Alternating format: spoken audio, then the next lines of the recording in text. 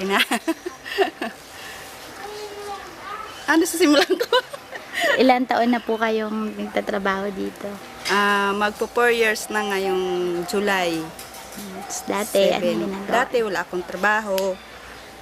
Sa bahay lang. Tapos, pumunta doon sila Manager Jerry, na si Manager Joey para hikayatin kami na mag-twining. Mag-PC nga, training kami.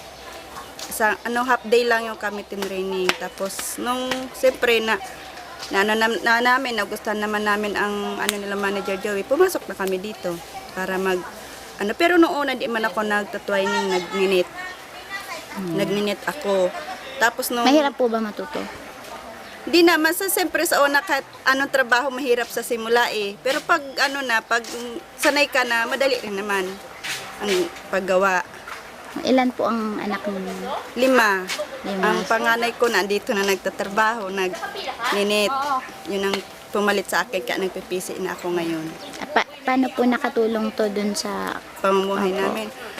Maraming dahil kahit papano ang namin sa bahay, kaya kung minsan walang trabaho ang asawa ko,